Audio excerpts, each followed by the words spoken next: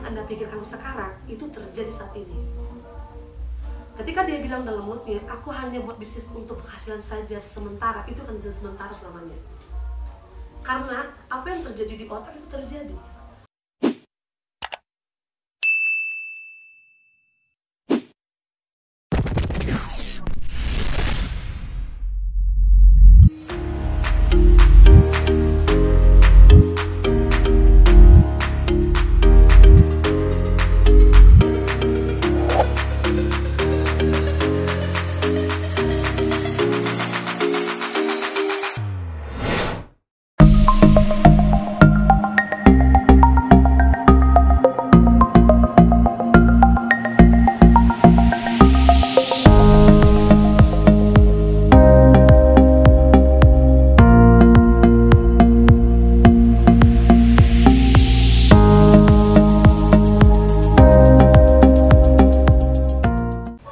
Halo Kak Ren. Halo. Apa kabar Kak? Baik.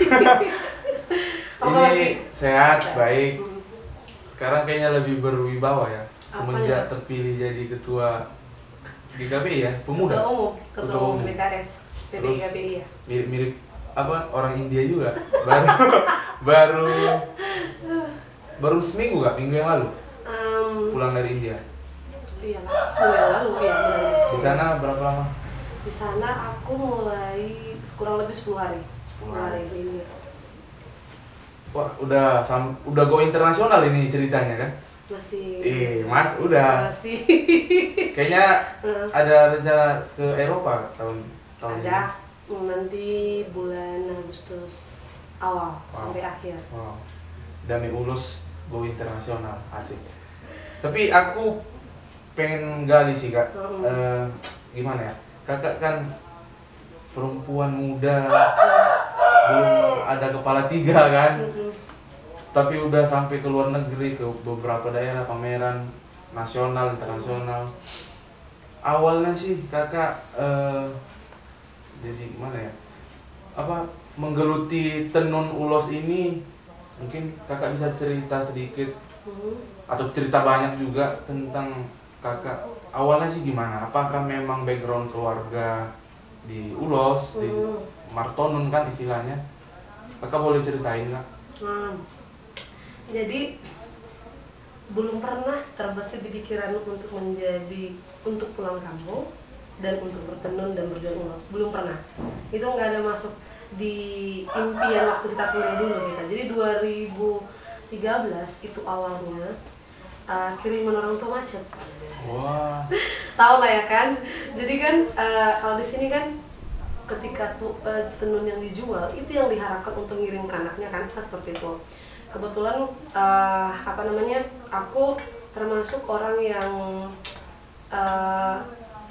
paham lah kondisi orang tua. Aduh, tenun kami lagi nggak laku, gimana ya gitu. Jadi selama kuliah itu aku benar-benar jadi pindah kuliah malam untuk kerja. Jadi aku pernah ngajar di primary school. Tapi flashback ke belakang sedikit. Kakak SD, SMP, SMA di Tarutung. Semua di Tarutung. Lahir di Tarutung. Nah, kakak berapa bersaudara sebenarnya? 4. Aku anak keempat dari 4 bersaudara. Syapudan ya. Syapudan. Jadi ketika kakak kuliah itu tanggungan orang tua bukan hanya kakak saat kuliah. Saat kuliah masih ada dong. Masih ada. Masih ada kakakku yang itu ya. Jadi bahkan aku menganggur setahun untuk mengalah demi kakakku karena kakakku masih kuliah di situ. Iya. Jadi aku selesai dari SMA Negeri 1, aku masih setahun nganggur di sini, di situ. Kakak tadi kan ambil kuliah malam, terus kerja di primary school. Ngajar. Ngajar bahasa apa? Bahasa Inggris kok? Bukan. Jadi? Aku ngajar itu seni musik. Seni musik. Seni musik. Gak nyambung ya? Oh. Megang apa sih Kak? Jadi kalau di sana itu aku lebih fokus ke vocalizing, jadi bernyanyi, kemudian ada gitar gitu. Jadi dulu ada kepikiran jadi penyanyi nggak? Ada ya? Sebenarnya mimpi itu. Dan memang suaranya bagus sih sebenarnya. Pas. Jadi dari kecil aku itu memang sudah terbiasa ikut FSEPA, baik choir atau suara ataupun yang solo-solo. Dan dari kecil pun impianku menjadi seorang penyanyi. Iya. Tapi nggak tahu kenapa nggak pernah berhasil. Nggak pernah berhasil. Pernah juara? Pernah. Pernah Tapi juara. untuk ke jalur yang lebih jenjang lebih tinggi gitu, dia nggak pernah mulus. Jadi aku pertanyakan ada apa gitu. Jadi setelah aku pindah kuliah malam nih kan, adalah penghasilan, baru bisa bayar uang kuliah, mandiri segala macam. Baru ngobrol lagi mama nih, nggak laku tenun gitu. Tiba-tiba aku terbesit dalam pikiran seperti ini, kenapa nggak laku ya? Kan gitu ya kan? Apa yang buat nggak laku gitu? Nah kemudian kakakku yang nomor 3, dia memutuskan nggak kuliah. Nggak kuliah, dan tapi dia diterima di universitas. Tapi dia nggak memutuskan untuk mencoba mengelola tenun orang lama yang udah dikumpuli banyak itu, gimana menjualnya gitu. Ternyata dia nggak bisa. Dia kurang apa ya? Manajemen dan marketingnya dia nggak bisa. Baru dia telepon aku. Ini posisinya mau skripsi ceritanya. Ren, bisa nggak jualkan di Medan tenun kita gitu? Kakak posisinya di Tarutu? Medan. Oh di Medan. Kirim kemana ya? Aku bilang kan jual di mana gitu. Ya udahlah, dia kirim lewat KBT masih kan, KBT dikirim aku ambil. Dengan muka tebal ya udah aku door to door aja, orang yang aku kenal. Kakak jual di Medan, perkumpulan satu gereja. Oh iya. Itulah awalnya. Jadi aku ingat itu 2013 aku sudah berjualan di Medan. Sudah mulai di situ. Sudah berjualan. Tapi sebelumnya Kak, memang basic atau apa latar belakang lah ya, orang keluarga itu memang bertenun ya? Ya, jadi aku tuh tinggal dulunya dari kecil aku sama nenekku yang orang Solo. Oh, Kakak. Dan aku bukan tinggal sama mama. Iya. Karena kenapa aku tinggal sama orang Opung? Opung. Karena Opung tinggal berdua sama tante. Jadi anaknya paling kecil dan tante kan sering tua-tua. Otomatis aku bilang sama mama, Sir ini ke depanku aja. Jadi dari kecil sebelum aku sekolah SD, aku sudah tinggal sama Opung. Di situ aku belajar dari opungku ini, walaupun dia notabene sudah darah Solo, tapi dia paham tentang ulos. Jadi aku belajar dari dia, bukan dari mama. Kakak sebenarnya udah tahu ulos ya dari kecil ya? Dari kecil, melihat ya, tapi melihat. Tapi nggak kepikiran, maksudnya nggak tertarik lah ya. Apalagi kayaknya kan kita yang muda-muda kayaknya di awal kayaknya ini. Sebenarnya bukan tertarik ya, lebih ke sini. Kalau di kampung ini, aku bilang kampung ini aja. Seniuta ini ya? Seniuta. Yang namanya penenun itu adalah profesi yang paling rendah. Itu yang mengakibatkan semua pemuda di sini selesai sekolah, mereka harus bisa jebol di perguruan tinggi dan jangan lagi menenun. Ketika kamu pulang kampung dan menenun itu gagal. Itu mindset yang terbenam di sampai sekarang. Wow. Jadi penenun itu apapun, pokoknya kalau sudah mau sekolah pulang lagi hanya untuk menenun, berarti ada yang gagal nih. Minimal kamu harus honor deh, minimal gitu. Jadi ketika anaknya sukses di luar kota, itu yang sukses di sini, bukan yang pulang. Jadi ketika ada anaknya yang pulang ke kampung menenun lagi atau apa bertani gitu, kayaknya gagal ya? Itu gagal. Mindset orang lingkungan gagal. Oke. Terus tadi kakak sama Opung kan kebanyakan. Nah, jurusan apa sih Kak di kampus? Aku jurusan akuntansi. Ngambil akuntansi kenapa? Memang kan biasanya ada orang ya memang mau jadi. Ini adalah ini serius nih ceritanya. Serius. Jadi selesai aku dari SMA Negeri 1, kakakku bilang gini, kakakku pernah ngirim ke sini sepatu. Sama aku setahun nganggur, aku jualan sepatu nih. Dia bilang, kau suka bisnis ternyata. Sama orang Chinese aja kuliahnya. Itu awalnya. Dan memang saat itu aku cari tahu informasi di Medan, kampus yang kira-kira yang benar full Chinese. Dan aku memang ingin masuk ke full Chinese. Dan ketemulah universitas perguruan tinggi ini. Hanya di kelas cuman aku yang orang Batak. Wow. Dan ketika aku nyampe di sana kaget dong. Mereka pakai bahasa Hokkien, Mandarin gitu kan. Dan lama adaptasinya, tapi banyak ilmu yang aku dapat dari sana. Dan sekarang 90% mereka yang lulus semua pengusaha. 90%? 90%. Terlepas dari apapun profesinya, 90% mereka sekarang pengusaha. Dan salah satunya kakak. Iya kan? Iya. Dong. Nah jadi kalau di perguruan tinggi ini bukan promosi ya. Iya. Mereka lebih pengembangan diri.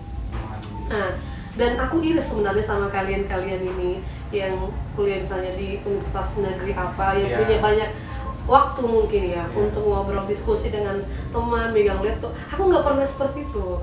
Jadi aku pagi sampai sore itu belajar di Fremont School, malamnya aku kuliah. Seperti itu tiap hari. Bahkan aku pernah bawa dari KBT ulosku ini, aku bawa ke kampus loh itu. Bawa kampus? Bawa kampus. Itu apa sih Ren? Katanya itu. Mereka yang bilang pertama, kenapa lu nggak kembali ini? Kalau kami orang China, Reni, saya bisa masak mie, itu yang aku kembali. Kamu nggak usah macam-macam, ini aja. Baru aku mikir, loh kok jadi orang China saya ngajarin aku ya? Kan gitu ya kan? Tapi aku nggak punya uang, aku bilang. Maksudnya, aku nggak punya modal. Lah, itu modal katanya gitu kan. Kan ini ada internet toh katanya. Udah Ren, sampai ada temanku satu ini kesaksian nih. Dia ngasih aku uang pinjaman membeli HP terbaik supaya ada alat untuk menjual. Dan sampai sekarang itu namanya Santika. Dialah orang pertama yang support aku. Dia suku Chinese. Iya. Dan dia yang ngasih aku uang pertama membelikan ini. Ren, kamu mau butuh apa gitu. Jadi kakak jualan sambil itu 2013 ya? Iya. Sambil online juga. Udah mulai ya? Nah, disitulah aku terbersih. Tapi bukan namanya ulos namanya. Oh, belum. Jadi aku di kamar buat pertama fanpage, fanpage. Zamannya Facebook ya. Apa ya namanya aku buat ya, gitu. Aku cuma buat ulos dan Mandar Tahu untuk melawan. Oh ya. Karena aku belum tahu apa branding namanya. Jadi aku buat itu, aku pinjam nih sama Selantika nih duitnya. Sampai dia ngajarin aku nih, datang ke sini. Ayo Ren, aku bantu gitu. Baru aku mikirnya seperti ini. Ada jalan ini, cuman nggak tahu lagi dari mana. Baru aku bantulah kakakku, aku bantu. Lumayan banyak lah yang mengenal di Medan, tapi masih door to door ya, door to door. Pertama aku upload di fanpage, buset nggak dilihat. Nggak ada yang lihat ya? Nggak ada yang lihat. Jadi wajar. Iya. Gimana orang mencari tahu seperti itu kan? Mana nih Facebook ini nggak jelas pun. Situ Instagram belum ada, tapi belum dalam dunia jualan. Iya. Oke. Jadi singkat cerita aku belajarin nih tentang FB. Gimana caranya mengubah menjadi akun bisnis dan lain-lain, kan seperti itu. Aku belajarin, kok nggak maksimal ya gitu. Ada satu orang kompetitor pun, namanya aku nggak sebut brandnya. Aku lihat, kok begini caranya. Jadi aku belajar. 3 bulan pertama aku goal dari sana pertama. Itu nilainya 1,5 juta pertama. Penjualan pertama. Nunggu 3 bulan dulu kan? Iya. Nunggu 3 bulan. Biasa dong kan, auranya langsung senang banget gitu ya kan. Aku posting. Berlanjutlah kemudian ada satu dalam 1 minggu ada 2 biji gitulah dia. Berlanjut sampai 2014. 2015 aku ketemu sama seseorang, chatting awalnya. Itulah awalnya kenapa aku membuatnya Damai Ulos, kenapa aku serius membuat Damai Ulos. Aku sebut aja namanya Duma Uli. Duma Uli ini seorang desainer, tapi aku nggak tahu dia desainer. Jadi kakak chat itu awalnya? Dia beli dari beli. Facebook. Halo Reni, aku udah Duma Uli. Ini berapa ya? Sekian gitu. Dan aku masih ingat chat itu di mana? Aku di gereja. Memang berdosa aku. Iya, jadi aku masih ingat itu di gereja. Aku buka, ini siapa ya? Terus dia bilang, kamu punya WA enggak? Saat itu belum WA, BBM.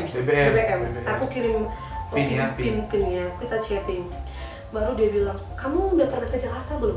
Pernah. Kamu pernah pameran? Apa itu pameran? Aku belum pernah membuat konsep ini yang aku kerjakan ke dunia pameran, kan seperti itu. Aku kurang ngerti Kak gitu. Saya telepon ya, dia ngobrol lama. Tapi setelahnya aku nggak nanya dia apa posisinya. Aku nggak mau tahu juga karena itu privasi, itu kan privasi manusia gitu.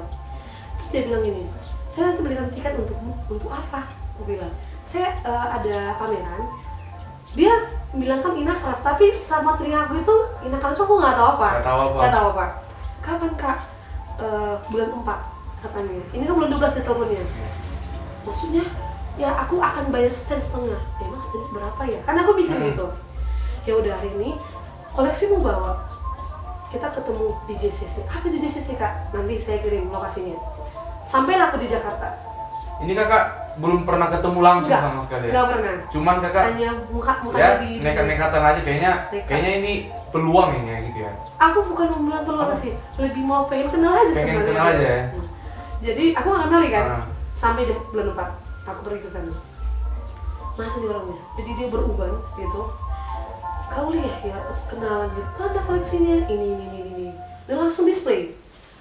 Pertama kali aku JCC, waduh ini namanya JCC gitu ya kan. Aduh dekat Istana Senayan gitu ya kan, oh gini gitu. Dan kalau di jalan sehari kan nggak akan habis kan gitu. Aku masuk, kak ini berapa stand? Ribuan stand. Nih aku cari tahu, aku sampai cari tahu nih ini apa? Oh ternyata ini the biggest di South Asia. Di Asia Tenggara ini kan. Aku cari tahu juga biasanya 16 juta. Nah, kakak tahu di situ ya? Di situ. Iya. Ternyata bakal bagi berapa tuh? 9 juta. 9 juta. Gila, gitu ya kan. Dia bayar aku tiket tapi oke gitu. Disitulah aku mengenal namanya pameran, menjual langsung dengan orang-orang yang punya passion tentang tenun. Dan disitulah aku nggak bawa kartu nama di situ. Karena aku nggak tahu. Aku masih nggak tahu apa-apa lah. Gitu. Dan namanya di situ belum ada. Belum ada. Makanya dia bilang siapa namamu deh? Reni gitu kan. Oh di mana deh saya Nuta? Kenapa nggak buat brand? Ya juga ya kan gitu mulai kepikiran. Ya udah deh gitu. Baru di situ aku kaget. Dalam per menit ada yang beli. Per menit. Karena kan orang lalu lalang ya kan. Lewat gitu. Ih cantik banget berapa nih? Foto gitu. Gila. Dari 1 jam puluhan juta gitu ya kan. Sedang banget ini Jakarta kan gitu kan. Ini ladangnya bisnis di sini nih gitu kan. Tapi gimana caranya aku masuk pameran nih? Baru aku tanya, kak aku kan nggak punya uang buat seperti ini. Dan aku nggak tahu. Dialah orang pertama bilang, buatlah proposalmu ke setiap BUMN. Jadi dia orang yang pertama ngajarin aku. Dan dialah yang membilangkan, katanya kamu mau besar ketemu sama Sandra. Dia yang kenalin. Dialah yang kenalin sama aku. Siapa itu Sandra? Aku bilang gitu kan. Nanti kalau saya sebut Reni bingung. Ini orangnya udah tua, bule, iya tua bule, tapi kamu nggak tahu dia siapa. Saya punya bukunya. Jadi dia mau bukunya hari kedua sama aku. Apa ini bukunya? Gitu kan. Aku baca, kok keren kali. Iya dia penulis buku Legacy Include.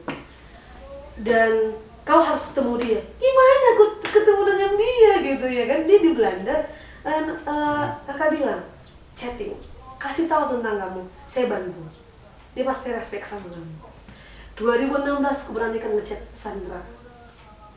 2016. Kakak pertama kali pameran itu masih kuliah atau udah wisuda? Udah dong, 2014 aku udah wisuda. Jadi kakak udah selesai. Udah selesai. Jadi awal baru wisuda lah ya, masih tahun-tahun yang kakak pertama kali pameran. Iya. Tapi aku masih di Medan nih. Oh masih di Medan juga? Iya masih bolak-balik. Karena aku ada ngajar di namanya PNCI dan ngajar guru vokal juga di sana. Jadi kakak selain ngajar fokus ke ke sini gitu. Gak ada nyebar lamaran kerja gitu, belum? Gak ada? Atau memang gak kepikiran? Enggak kepikiran. Aku trauma, jujur. Aku punya kendala dan trauma dulu waktu kerja menjadi assistant manager. Itu yang mengakibatkan aku stop menjadi karyawan. Jadi sebelum aku jadi karyawan, aku pernah bisnis MLM. Jadi aku tahu yang mana mau aku ambil. Apakah aku di kuadran kiri atau kanan. Jadi ketika aku menemukan passionku, ternyata aku nggak bisa diatur orang. Nah, disitulah aku berpikir kenapa aku sering melawan sama bosku. Dan disitulah aku merasa ketika aku diatur, bahkan menjadi ngajar di sebuah sekolah, aku nggak bisa bereksperimen di dalamnya. Aku dibatasi kan, seperti itu. Aku memutuskan, ijazahku kan ditahan. Aku memutuskan untuk menanam ijazah dan biar aja lah aku menjadi pekerjaan yang bebas-bebas yang aku suka gitu. Orang tua aku dari awal nggak mendukung. Nggak mendukung ya? Karena aku kerja di PMCI, pindah dari Primary School sekali seminggu, tapi gajinya sebulan. Wow, iya. Nah, sebenarnya udah lumayan sih ya. Nah, itulah yang aku cari kerja seperti itu. Iya. Jadi ya singkat padat dan jelas. Jelas uangnya. Iya, jadi jelas uangnya. Jadi aku berangkat Selasa malam dari sini, nyampe Rabu pagi, si sore sampai malam aku 4 jam ngajarnya. Jadi ada klub di sana, klub singing namanya. Dan Chinese juga. Iya. Sorry bukannya aku nggak suka Batak ya. Iya. Tapi memang mungkin karena udah lama aku di sana, jadi aku paham komunikasi dengan mereka. Iya. Dan memang PMCI adalah cabang Singapura. Oh, itu sekolah cabang Singapura. Dan di situ nggak boleh pribumi, semua harus Chinese. Iya. Gitu. Dan mereka menerima aku mungkin karena udah biasa di tempat yang dulu gitu. Dan di situ juga aku udah aktif jual online, tapi masih BBM ya, itu masih BBM. Oke. Jadi setelah itu aku beranikan sama Sandra. Oh, kakak chat tadi kan? Chat. Aku nggak diopenin. Nggak diopenin? Siapa sih ini gitu ya? Iya gitu ya kan. Lama. Jadi ibarat PDKT di tempat saya. Jadi aku PDKT sama dia gitu. Pertengahan tahun ceritanya. 2016. Pertengahan tahun. Aku curi sebuah foto dari FB-nya. Aku coba tenun yang dia buat. Itu baru dia respon. Jadi di Facebooknya dia ada tampilin beberapa tenun ya? Jadi ada tenun-tenun koleksi lama. Aku coba satu. Dan ketika dilihat, wow, pertama, wow, halo, dan dia respon, bla bla bla bla bla bla bla. Kamu tinggal di mana? Dan ini. Saya bilang, Namboru saya nggak kenal Namboru, tapi saya ingin belajar tentang ulos yang sebenarnya. Oh, setelah kakak baca bukunya juga ya? Iya. Belum. Oh, aku belum hanya baca sekilas. Jadi aku bilang, aku pernah baca bukumu di Padang Bulan dan di Jakarta, tapi aku nggak bisa memilikinya. Aku nggak tahu beli di mana. Ya. Dan susah untuk ini bahasa Inggris semua. Bahasa Inggris semua, nggak ada translation ya kan? Karena kalau nggak ngerti, Google Translate lah, ya kan? Dan jadi ada yang pernah aku pinjam tapi nggak dikasih. Ternyata buku ini nggak diperjualbelikan bebas. Secara sembarangan. Nggak bisa, karena hanya yang membeli ini hanya orang-orang yang tahu mau dikemanain. Dan untuk apa? Iya. Jadi singkat cerita, gimana saya ingin mengenal kamu lebih ini? Katanya gitu. Dalam bulan ke depan saya akan ke Tarutung. Saya ngomong gitu. Kita jumpa ya, Bu. Ternyata dia datang pertama kali itu langsung ke Onan Tarutung. Dan dari Belanda. Iya, Belanda. Dia langsung terbang ke Silangat dari Tarutung. Hari ini saya udah di Tarutung, di Onan Tarutung.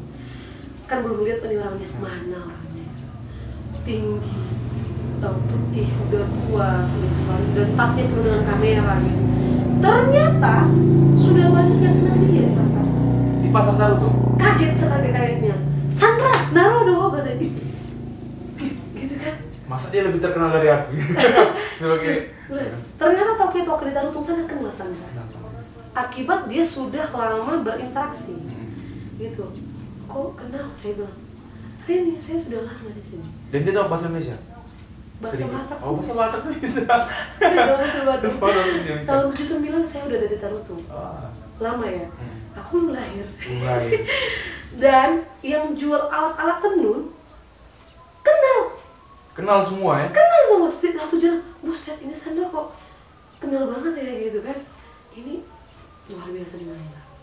Baru dia datang kan punya kios di pasar tuh, ngobrol-ngobrol, dia bilang ini saya nggak bawa bukunya, tapi saya ada satu orang yang akan kasih pinjam ke kamu, dan sampai sekarang dia juga ngasih pinjam. Iya. Mungkin wajar karena bukunya nggak ada di mana-mana, dan itu susah gitu kan. Sebenarnya Namboru, selain aku jumpa dengan Namboru, ingin sharing dan cerita, berilah aku foto-foto terbaik yang Namboru punya, aku mau repro. Kenapa kamu mau repro? Dia boleh nanya gitu. Aku bilang, coba Namboru lihat nih yang aku jual. Iya, saya tahu ini yang disukai pasar, katanya gitu. Apa sih alasan Reni ingin buat yang lama, katanya gitu. Satu gini, ada temanku kemarin di Jakarta nanya, Reni punya ulos ini nggak? Nggak ada. Punya ini nggak ada. Terus aku bingung, ya juga ya, kok nggak ada lagi ulos seperti yang lama ya? Seperti itu kan. Baru ketika Duma Uli menyarankan aku bertemu sama Namboru, dan Namboru punya semua filosofi ceritanya, bagaimana membuatnya. Namboru ada di bukunya. Gimana caranya aku cari tahu? Aku bilang, baiklah. Dia keluarkan buku tasnya. Reni, ini tahun sekian. Reni, ini. wow gitu kan. Dan dia kasih aku benang pewarna alam. Iya. Apa itu pewarna Di situ alam? kakak belum kenal ya? Belum kenal. Apa itu pewarna alam? Diwarna di alam maksudnya gitu kan. Jadi yang kau pakai sekarang itu tekstil, itu bahan kimia. Iya. Terus how to make it? Gimana cara membuatnya? Aku bilang, saya akan ajak kemana kamu mau? Saya ada pelatihan di Bali, di NTT, di Zambu dan di lain-lain. Ini tenang, saya punya dana untuk itu. Ini manusia itu apa sih, baik banget gitu ya kan? Free dikasih gitu. Serius dan baru ya, ini untukmu. Saya buat dari pewarna, saya masih orang itu indigo vera. Pembuat indigo vera kaosnya namanya Salau. Salau. Iya, jadi dia kayak biru indigo. Ini untukmu. Iya. Nanti tenun, ini baik namanya. Dan ini dari akar buah mengkudu. Jadi ini kayak orange kemerahan. Oh, warnanya orange kemerahan. Ajar aku buatnya, sabar katanya gitu. Ada waktunya gitu. Nanti 2017 kita ke Jakarta, saya kasih buku ini katanya gitu. Namun nggak jadi, jadilah ini 2018. Tapi 2017 aku udah baca dari orang lain. Iya. Baru aku pelajarin. 2017 lah aku coba-coba yang benar-benar punah gitu. Dan Sandra masih melihat, masih ini gimana sih gitu kan. Itu wajar, bukan sebelum-sebelumnya. Dan 2017 lah pertama kalinya doaku terjawab. Di saat Sandra datang sering, dia membawa Ibu Luhut Panjaitan, Ibu Devi. Ibu Luhut Panjaitan? Yes, di rumah yang lama. Jadi Ibu Luhut udah pernah ke rumah kalian? Iya. Wow. Dan aku nggak tahu itu istri Pak Luhut. Itu memalukan. Tapi tunggu dulu Kak, Sandra di sini ini siapa sih sebenarnya? Oke, jadi Sandra itu adalah antropolog. Antropolog dari Dunia kain. di Jadi Amsterdam. Di Belanda. Belanda ya, Belanda. Jadi katanya Sandra ini dulu ngambil PhD. Oh ya. Di Belanda. Dan ada saudaranya yang sudah sering ke Danau Toba, katanya Sandra ke Indonesia dong, ada kain di sini, sangat indah. Apa itu? Ulos. Ya. Di tengah perjalanan ada saudaranya yang meninggal, gitu kan. Jadi penasaran, dia sambil ngambil PhD, dia turun ke sana. Dia cari tahu, jatuh cinta dengan ulos. Dan aku memutuskan ready setelah aku lulus dari PhD. Aku ingin menelusuri lebih dalam lagi. Lebih dalam lagi dengan uang sendiri. Dan dia jual tanah. Sampai jual tanah ya? Jual tanah. Sampai ibunya murka loh. Makanya kalau murka itu di atas marah. Ibunya padahal dia nggak ada kepentingan sama sekali kan? Nggak ada. Makanya aku pernah bilang Namor itu gila sebenarnya. Iya. Dia kenapa gila? Nggak tahu mau ngapain gitu. Tapi katanya suka. 40 tahun itu bukan waktu yang sempit tuh. Dari tahun 79 sampai 2019 lah, 40 tahunnya. Iya. Kalau buku ini keluar tahun berapa sih Kak? Ini 2009. 2009. Dan buku ini kalau nggak salah itu pernah dibantu oleh dananya dari Bu Devi. Bu Devi Panjaitan. Iya. Jadi ketika itu dibawa sama Kak Keri Panjaitan ke rumah. Serius ini nanti kalau mungkin gitu. Oh, iya. Aku nggak tahu. Setelah balik baru aku tahu. Yang kemarin datang ke rumah. Aku nggak tahu. Waduh. Nah saat itu juga lah datang rekam Indonesia. Oh iya, yang kemarin video kemarin. Iya, 2017. Dari mana aku ketemu mereka semua? Sandra yang menceritakan ke teman-teman. Ada loh di daerah Sainuta namanya Reni, alamannya ini. Jadi ada orang datang ke rumah.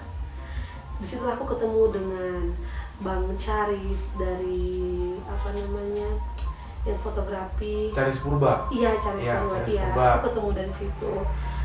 Yang Toba Odyssey. Oh iya, Toba Odyssey. Dari situ aku kenal semuanya. Dari situ aku kenal dengan orang-orang pegiat budaya seperti itu kan. Dari Sandra awalnya. Dan banyak yang minta konfirmasi di FB, aku lebih banyak mengenal. Dan aku setelah udah punya koneksi dengan Sandra, udah sering pameran, tapi pameran yang masih menengah gitu.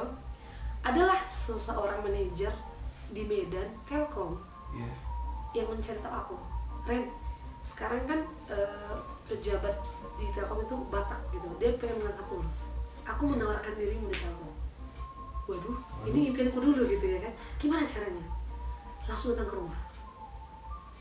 Langsung datang ke rumah manajer dia CEO di, bukan CEO, apa sih bilangnya, hire dia khusus bagian ke masyarakat di Jakarta. Datang ke rumah itu malam-malam, dia ngobrol, deal, kita kontrak dengan Telkom. Saat itulah dia bilang mau ngajak pameran namanya Telkomcraft Indonesia, dan aku nggak tahu pameran itu apa. Yang penting aku sering ke sana, aku nggak tahu ada kompetisi sana, aku nggak tahu. Dan di sela-sela sebelum pameran, Telkom telepon lagi, kenal Gia Panggabean nggak? Siapa ya Gia Panggabean? Oh, desainer, kenal gitu ya kan? Iya, Gia Sukarya kan namanya dulu. Iya aku ngefans sama dia. Reni mau nggak kerja sama dia? Wah, gitu kan, kerjasama di bidang apa nih gitu. Jadi nanti di Telkomcraft itu akan ada fashion show dari beliau dan ulosmu yang dipakai. Sedap. Ini mimpi terwujud ya. Gimana aku caranya ketemu dengan Gia? Dia kan datang ke Tarutung. Wow, keren. Dan dia datang ke Tarutung. Dan aku minta izin dengan Pak Camat dan Kades, itu dibuat wadah, dan minta izin juga sama Ibu Bupati. Jadi waktu itu datang Ibu Satika juga, dari perwakilan dari Camat, Mbak Desa, dan seluruh penenun di daerah ini dikumpulkan di sana atas nama Telkom. Dan hadirlah Gia Panggabean saat itu. Itu di kantor Camat Tarutung. Iya, di kantor Camat ini. Dan ketika hadir di sana, dia kasih sosialisasi, dan semua meskul pemerkan di sana. Zup, dia pilih. Dan aku mau ini. Aku ada gambaran, aku mau buat ini. Aku mau buat outer, aku mau buat ini, dan kita mau buat fashion show nanti di Telkomcraft, katanya gitu kan. Oke, saya bilang begitu. Dan itulah pertama kalinya orang yang selama ini tidak menyambungkan, yang sering desain artis, waduh ini Gia Panggabean gitu kan. Dia ngobrol-ngobrol singkat, sebenarnya sekitar 2 jam kami di kantor Camat, nggak lama. Baru pulang dari sana dia langsung WA pribadi sama aku, Ren tolong kirimkan gini. Mana fotonya, sabar ya gitu. Tibalah saat di pameran. Itu di mana Kak? Jakarta. Di JCC juga, namanya Telkomcraft. Dan sebelum ke sana, Telkom nelfon lagi, pulang dari Kia. Reni, kami ingin masukkan kau ke iklan IndiHome. Iklan? Waduh, masuk iklan gitu ya kan? Boleh gitu kan? Namun ada yang meliput, namanya Rekam Indonesia. Aku cari tahu, Rekam Indonesia. Ternyata mereka meliput Hasanah Nusantara. Dan datang 3 orang datang ke sini. Aku kemarin cerita juga tentang Horas Taput sama Rekam Indonesia. Boleh dong sekali kolaborasi gitu kan. Jadi Rekam Indonesia itu salah satu media memang yang semua budaya mereka udah liput. Lebih ke budaya. Mereka budaya, hanya budaya. Gak ada yang lain, budaya. Dan mereka itu real dan sendiri. Jadi kemarin independen. Kurang lebih 3 hari meliput aku, jadilah kemarin videonya. Mungkin kemarin Yogi pernah post itu videonya di akun Instagram. Benar ya? Yang kemarin itu. Iya, yang pertama kali itulah hasil dari Rekam Indonesia. Jadi benar-benar berjalan seperti apa adanya gitu. Dan memang itu diiklankan. Itu benar. Karena waktu aku pameran, aku dapat dari iklan. Dari Maya ya? Iya. Dia foto ini siapa ya orang ini gitu kan. Dia kirim sama aku iklan itu. Iya. Ini kamu kan? Iya. Iya, aku lihat IndiHome. Gitu. Waduh, bener-bener ini Telkom gitu ya kan. Dan singkat cerita bukan hanya di IndiHome kalau nggak salah. Ada seluruh akses Telkom mereka sebar. Dan puji syukurnya itu kan 5 orang yang dipilih. Mereka lebih dominan ke Bataknya, Ulos. Karena ikon memang di sana fashion-nya dia. Ulos. Dan ketika Ulosku dipamerin di situ, dia berjalan dengan model ya. Modelnya tahu siapa? Istri Baim Wong sekarang. Istri? Baim Wong. Oh, iya. Baru beberapa artis lain, dia cukup terkenal. Aku lupa namanya siapa. Tapi mereka model sekaligus artis gitu. Dan respon di sana luar biasa loh, karena sepertinya baru itu pameran yang Telkom bawakan tentang Ulos. Iya, tentang Ulos. Jadi bukan hanya Batak sih ya, bukan hanya Ulos Batak. Oh, di sana Ulos Batak aja. Hanya Ulos Batak? Iya, Ulos Batak tuh kan. Gak ada tenun dari daerah lain? Gak ada. Yang di fashion show kan ya, yang di fashion show kan. Berikut ada uning-uningannya, ada tariannya seperti itu. dan itu durasinya kemarin kurang lebih 1 jam. Wow. Lengkap dengan aksesoris. Dan kebetulan memang Gea mengambil konsep yang ada di Legazine Clothes karena dia kenal dengan Sandra. Jadi dia ngambil foto-foto yang sudah ada di mana? Di Legazine Clothes gitu. Jadi memang legasi ini kan tentang tenun, tentang ulos, tapi yang ada di Danau Toba sekitarnya. Kan tadi ada aku baca karo. Oh iya. Jadi Sandra itu bukan hanya menjelajah di Toba. Jadi sebenarnya ini kita harus pilah nih. Ulos itu hanya milik Toba. Di Karo itu namanya Uis. Oh, beda ya. Yes, Uis. Kalau di Sanur, Hiu. Iya, iya. Hiu. Ya. Jadi ulos itu milik Batak Toba Samosir dan Toba Selindung. Jadi beda. Toba Samosir punya ciri khas berbeda dengan Toba Selindung. Iya. Iya. Namanya ada kesamaan, fungsinya ada sama, tapi ada perbedaannya. Jadi kakak ini Toba Selindung ya? Toba Selindung. Nah, jadi selama ini kan orang ulos itu kan dari Samosir, dari apa Tarutong gitu. Jadi kalau di sini Sandra langsung memilah itu Toba Selindung dan Toba Samosir. Oh, jadi di buku ini beda. Iya. Karena misalnya gini, ulos Ragidu itu milik Selindung. Tetapi kalau di Toba itu namanya ulos Minucaan. Hampir sama fungsinya, tapi ada motif yang berbeda. Oke. Seperti itu. Nah gini kak, jadi kakak kan setelah Aku kenal, minum dulu ya, gitu? ya minum dulu, Terus? kenal sama Sandra, terus mulai reproduksi lagi ya istilahnya untuk motif-motif lama kan, terus kakak mulai pewarna alami juga, itu dari macam-macam tumbuhan lah ya, macam-macam tumbuhan. Nah itu kakak produksi siapa sih? Maksudnya kakak tenun sendiri atau kakak apa libatkan orang petenun lain? Oke. Jadi kalau bisa dibilang yang tergabung dari, aku ngomong Damilos saja dulu ya, Damilos. Jadi Damilos itu kebentuk 2014 Maret, 20 Maret. Aku ketemu namanya pas di kamar tuh. Nah ya.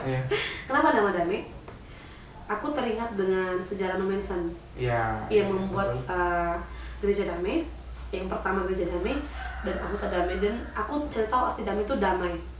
Kenapa nggak damai aja? Karena aku namanya Dame gitu, simple, gampang diingat. Iya, betul. Dan punya makna yang punya nilai sejarah juga. Nilai sejarah. Aku suka namanya Dame Ulos, seperti itu. Aku ganti fanpage Dame Ulos gitu ya kan. Cetak brosur, kartu nama, packing dan segala macam. Pokoknya mulai profesional lah. Gitu. Baru apa tadi? Kamu bisa lupa? Gimana tadi? Apa namanya? Mulai melibatkan. Oke. Jadi sebelum aku terjun, kakak aku sudah punya penenun sebenarnya di awal. Udah punya. Jadi aku sama kakak benar-benar satu tim jadinya. Cuman kakakku punya kelemahan dalam marketingnya. Aku bantu sosialisasikan untuk para penenun. Jadi 80% penenun yang itu adalah keluarga sendiri. Termasuk kakak, sepupu, namburu. Satu komparan lah masih ya. Satu komparan lah sebenarnya. Di Senyuta ini. Bukan hanya Senyuta. Bukan hanya Senyuta. Kalau Senyuta masih terlalu sedikit di luar. Bahkan ada luar kota. Badan ada di Jakarta. Wow. Jadi sosialisasinya kirim benang dari sini ke sana. Iya. Dan setelah jadi dikirim balik ke sini. Seperti itu dia. Mulanya di situ ada di Pekanbaru. Ada dia udah di sini kian menikah Pekanbaru ya, jalin kerjasama juga, jalin komunikasi, kirim benang. Berarti nggak terlalu kendala ya kalau. Cuman kan di zaman itu mungkin kayaknya pewarna alami ini belum tren kan? Iya, benar. Masih maksudnya ngapain repot-repot gitu kan? Kakak apa sih kendalanya kak? Maksudnya kakak kan sekarang udah pakai pewarna alami, terus lebih ke warna-warna yang lama juga kan, warna-warna yang langka gitu. Ada kendala di masyarakat, di penenunan?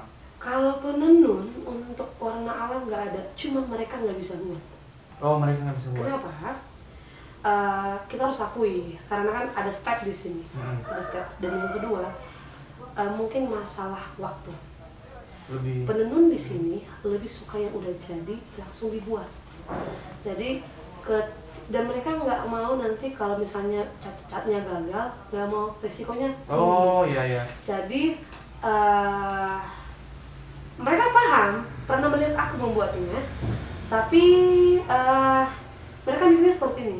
Kalau aku buat lagi ini waktuku habis, kapan lagi membuatnya. Tapi kalau di alas sekarang itu masih aku yang buat sendiri.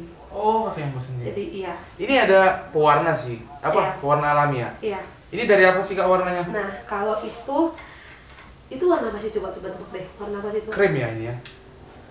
Bukan? Bukan warna krem. Krem kehijau-hijauan gitu ya? Iya. Iya. Jadi coba cium deh. Kayak aroma apa ya ini? Oh ya. Ada aroma? Ada. Ada. Aroma apa? Nggak tahu Nggak Kak. tahu ya. Itu dari daun pandan muda. Oh iya, daun pandan, betul, betul. Iya, betul, daun pandan betul. Oke, Nah, jadi- kalau ini sama? Enggak kan? Beda warna kan? Ini? Ini coba tebak. Susah diklasifikasi sepertinya. Kalau ini ya, pandan. Oke, Ini nggak tahu. Ini tahu nggak? Ini limbah yang sering dibawa orang. Itu aku bilang limbah. Limbahnya itu apa? Kulit pisang goreng. Kulit pisang goreng. Pisang kepok. Pisang kepok? Iya, kan sering dibawa kan? Iya, sering Sama dibawa. penjual-penjual pisang goreng itu, ya aku beli. Kakak beli Dari penjual pisang goreng, kakak buat pewarna alami. Dan ini warnanya? Iya. Wow, keren ya. Itu warnanya. Jadi artinya limbah pun yang sering nggak terpakai lagi itu jadi pewarna alam. Dan di sekeliling kita aja banyak pewarna alami. Aku pernah buat paling cantik lagi daun mangga. Daun mangga. Daun mangga. Itu warnanya gimana? Dia lebih hampir kuning kehijauan gitu. Ini sampelnya. Ini dari Nah ini di belakang ayah. ini dari mana sih Kak? pernah dengar gambir nggak? Gambir, Yes. pohon gambir. Iya, itu aku ambil daunnya dan itu 80%-nya itu ada persenannya. 80% itu buah biji pohon pinang yang untuk dipakai untuk sirih loh. Untuk sirih. Iya. Kan merah kan? Merah. Dikombinasikan dengan gambir 20%. Iya. Jadi aku cacah, aku rebus. Dan Jadi ini jenis apa Kak? Ulos apa namanya? Nah, jadi ulos ini namanya ulos bunga ros. Ada cerita di balik ini. Bunga ros. Jarang biasanya kan apa sih namanya? Puca ya, puca. Oh iya, gitu. tuntuman gitu. Tuntuman ini. Jadi soalnya ulos bunga ini, ros. Gi, ini mau aku kirim nih, ada untuk festival. Wow, mudah-mudahan. Jadi- Karena jarang ini Iya. yang model-model gini kan. Iya, jadi Apa ceritanya nih, Kak? ini ceritanya ini Bank Indonesia Mhm. memilih aku untuk membuat satu karya tentang citra puspa Indonesia yang menggambarkan tentang bunga. Bunga. Jadi aku coba konsul dengan Sandra, aku coba cari tahu, ternyata ada satu ulos yang sumber rose masuk ke daerah Batak. Jadi Sandra membilangkan rose itu di Indonesia di bawah Indonesia. Menurut dia ya. Yang menurut dia.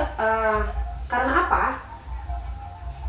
Ada hal dasar kenapa namanya Simbawa. Dulu namanya istrinya sakit dan harus sembuh dengan rose. Rose ya. Dan aku nggak tahu gimana caranya dia bawa rose dari Eropa ke sini. Dan itu ditanam di daerah Silindung. Silindung. Oke. Dan Dan penenun mengkristik itu, membuat pola itu. membuat pola itu ya. Yes. Membuat pola itu jadilah ulos itu, kalau dulu namanya warna merah, Ya. itu namanya ulos sirara. Nah, Marsimata dulu itu pakai motif, pakai beads. Soalnya ada konsepnya ini. Nah, ulos itu aslinya lah ini. Ini Oh. aslinya. Jadi ini usianya 150 tahun yang lalu. Terakhir ada ya. Terakhir ada. Ini sebenarnya belum dan masih progres. Oh masih progres. Masih progres, ini belum selesai. Ini namanya ulos apa Kak? Ulos sirara kan merah kan? Merah itu rara ya Merah. bahasa Bataknya. Ulos sirara nama Marsimata. Jadi ini sebenarnya ada diagonal sebenarnya ini. Ini kan kerucut nih, gitu ya kan? Iya. Sekilas ini kan motifnya sadung di. Sadung. Iya, motifnya. tapi lebih ke ada filosofi di balik ini gitu. Ini nanti kepalanya rose ini. Jadi dulu dipakai untuk menortor martumba ya, martumba sama gadis-gadis Batak. Dan katanya dulu ini dipakai untuk memikat hati pria. Wow. Dan kenapa itu dipakai? Kenapa nggak jenis motif yang lain? Susah buatnya. Susah buatnya. Susah buatnya. Dan itu yang mengakibatkan dia langka. Jadi buatnya susah ini. Susah. Susah. Membuat rose-nya itu susah. Nanti aku praktekkan deh, aku kan lagi tenun ini, yang 150 tahun ini. Nanti lihat gimana cara buatnya. Dan aku pastikan ulos ini sekarang nggak ditenun lagi. Nggak ditenun lagi. Tidak ada yang berdua lagi, dan tidak ada lagi di mana-mana. Langka lah sama benar betul bilang langka. ya, dan pertama kali ini ku tenun 2018 aku kasih sama Sandra, dia nangis. Dia nangis saking mungkin dia nangis. Kenapa nangis? Saya bilang dia bukan sebut lagi nangis. Saya nggak tahu tahun keberapa memegang ini terakhir kali ini. Ketika aku melihatnya kembali dengan hidup kembali, aku menyentuhnya dan ada menentunya, sepertinya yang aku kerja itu nggak sia-sia. Nggak sia-sia selama 40 tahun ya. Dan aku mikirnya seperti ini, dia orang bule tapi peduli kan? Peduli, bukan dan peduli lagi sih namanya. Udah karena lebih dari setengah hidupnya, udah 40 tahun udah fokus dan dia meneliti sampai ya. dia meninggal, dia akan melestarikan ulas. Dia akan melestarikan ulas. Makanya dia nggak nikah kan? Gak menikah. Dia nggak nikah. Oh. Luar biasa. Terus kalau yang ini kan? Nah, jadi ini ulas apa ini? Inilah tuntuman. Oh, ini tuntuman. Ketuntuman dari selindung ya? Nah, itu mesti diarahkan lagi. Arahkan lagi. Sampai sekarang tuntuman itu tidak disebut dari mana asalnya. Tidak disebut. Dan belum ketahuan dari mana. Meskipun Sandra sudah menjelajah itu, tapi kan udah ada oknum sebelumnya, toh? Ya, dan mungkin gak ada sumbernya. Yang pasti tuntuman itu dulu sebagai tuntum itu artinya mengikat. Jadi dulu tuh untuk ikat pinggang, ikat kepala. Jadi pada dasarnya ini dipakai ada untuk berburu ya? Iya. Dan katanya ini dulu dipakai tergantung daerah mungkin ya. Ada daerah di Toba dia pakai untuk anak syakangan. Jadi tapi sampai sekarang itu berlaku loh. Masih berlaku. Di daerah Porsea saya pernah nanya itu yang memakai ini hanya anak syakangan atau raja. Jadi, boru nggak bisa? Misalnya boru bukan syakangan? bukan boru. Oh, harus laki-laki. Harus laki-laki. Jadi ada identitas ya sebenarnya. Identitas, oh si Anu itu ini. Syakangan. Si Anu itu ini. Dia golongan ini gitu. Iya. Namun karena saking cantiknya motif ini, dulu kata si Sandra ada penenun terbaik tuntuman di selindung ini. Dan banyak penenun tuntuman di sini dulu, tapi tuntuman yang memang selendang, yang ulos. Kita harus tahu ya, ulos itu selendang. Ulos itu selendang, bukan satu set. Set itu udah mandala, udah setelan namanya. Dan itu ada di tahun 80-an, kata Sandra. Ketika peradaban Melayu masuk ke daerah Indonesia, khususnya Sumatera, ada masuknya songket. Itulah yang mengakibatkan orang Batak membuat motif ini berubah menjadi seperti songket. Dipakai adalah sarung. Ini kakak udah macam apa ya? Dosen itu apa ya? Kayaknya ilmunya udah. Enggak sih. Jadi itu kan tahunya mungkin dari dia juga, dari saya dan teman yang lain. Namun itu benar terjadi karena kalau aku tanya penenun yang tua-tua, mereka dulu nggak nenun sarung gitu.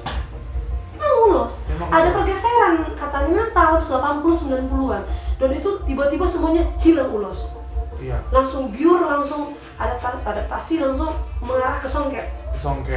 Sarung selendang. Dan itu benar-benar tersebar ke Jakarta, dikirim, diekspor ke sana. Dan padahal harusnya hanya ulos ya, hanya selendang ya. Karena aku nanya Mama itu dulu menenun Bitamaro, Tursadu, ya satu aja. Yang memang benar-benar dipakai untuk adat istiadat. Iya betul. Nah, ulosi, selendang shoulder cloth di bahu atau dihohopkan di pinggang, itu bukan ada setelan seperti sekarang. Menarik ini informasinya kan? Nah, itu yang menjadi salah paham. Orang bilang sekarang ulos itu satu set. Kalau dia hanya pakai selendang itu ulos. Karena ulos fungsinya ikat di kepala, dibuat di bahu shoulder cloth, dikainkan di bawah. Mungkin raja-raja pernah lihat seperti adit setengah dari sini ke bawah, dan kemudian ada dia diulosi kan? Iya, diulosi. Itu dan selimut, dulu selimut. Gobar. Itu fungsinya. Itu fungsinya. Kalau kita kembali ke nama ulosnya, itu karena kan ulos berdasarnya adalah memberikan. Nah, ini yang terakhir. Ini lagi. Ini kayaknya jarang aku ada temukan yang ada motif. Ini orang atau apa ini? Iya, itu orang Orang kan? Jadi gini, kita harus tahu juga, sadung menurutmu itu ikon Batak nggak? Harusnya iya. Tidak. Batak Toba ya? Batak Toba bukan ikonnya sadung. Jadi ini harus dipertegas lagi. sadung itu milik Angkola. Sadung milik Angkola. Iya. Dan pergeseran karena dekatnya daerah Angkola ke sini. Angkola kan daerah Sipirok ya? Sipirok, Tapsel. Itu cukup dekat. Mereka mungkin sering ke sini, itu yang mengakibatkan sadung nyampe ke sini. Jadi sadung itu adalah khas dari Angkola. Namun tahun 80-an 70-an itu sadung udah ada di Selindung. Di Toba ada tapi nggak terlalu familiar di sini karena kenapa? Orang Selindung hebat dalam mengkristik. Ini kristik nih, pernah lihat nggak waktu nyulam-nyulam? Ada pola-pola kayak kristik. Iya, betul. Mereka ngambil dari situ. Jadi ini konsep dasarnya dari kristik. Jadi kenapa ini ada? Ini waktu Belanda bawa pola kristik itu, dia tuh Belanda yang bawa. Waktu masa penjajahan, buku kristik dibawa oleh Belanda ke sini. Makanya orang Selindung pintar mengkristik seperti itu. Dan benar memang ada filosofi dalamnya ini, tetapi bukan seperti filosofi tuntuman, ragidu, seperti itu. Jadi ikon kita sebenarnya tahu nggak apa? Ragidu dong. Ragidu, kalau Selindung itu Ragidu ya? Ragidu. Kalau Tobasa kan Samosir gitu? Puca, seperti itu. Banyak, tapi kan kita harus sebutnya misalnya Raja Ulos gitu ya. Raja Ulos. Tetap di Ulos Ragidu. Ulos Ragidu itu banyak ceritanya itu di dalamnya. Itulah ulos tondi, ulos tentang kehidupan. Iya, jadi makanya ulos itu nggak sembarangan kan seperti itu. Kalau ini ulos ini sadung ini mungkin di pasar pasti nggak pernah lihat. Nggak pernah. Iya. Dan sebenarnya penenunnya dekat sih di daerah dekat ini sudah berumur hampir 40 ke atas. Sadungnya ini ada unsur flora fauna dan manusia. Coba tebak deh. Ayam. Yes. Ada tumbuhan di sini. Oh iya, tumbuhan. Iya. Ini ada manusia. Iya, jadi hubungan antara alam dan manusia. Iya, seperti itu. Jadi ketika aku menjual ulos ini banyak yang minta, udah banyak yang beli ini. Udah banyak. Aku jarang post ini di dunia Instagram. Karena banyak penako. Sebenarnya saya nggak keberatan kalau ada yang mau, tapi izin saja gitu. Karena ini kan nggak ada hak paten sebenarnya ulos ini, harus pertegas ya, nggak ada hak paten dalam ulos karena opung-opung kita kok yang buat ini, tidak ada paten. Siapapun bisa membuatnya. Ya, ini sekarang buat kita semua lah. Itu bisa gitu, nggak apa-apa gitu. Kalau ada yang mau belajar silahkan, saling sharing kita kan gitu ya. Jadi ini ulos ini hanya satu orang yang menun di penenun kita, satu orang. Hanya satu orang yang bisa kayaknya. Hanya satu orang yang bisa. Makanya kalau aku pamerkan ini, wow, sebetulnya wow gitu, sebetulnya wow gitu kan. Dan susah loh buat ini. Iya, susah lah ini. Warnanya udah, dia kan warna orangnya kayaknya susah kan. Iya, dan ini kemarin pernah dibeli sama orang BRI juga sebagai oleh-oleh. Nah, ini aku mau tanya. Iya. Tapi kakak buat range aja ya. Maksudnya harganya? Ya harga. Saya bicara kayaknya ini nggak enak diceritain. Dengar-dengar ada yang sampai berapa digit ya? Puluhan juta gitu kan.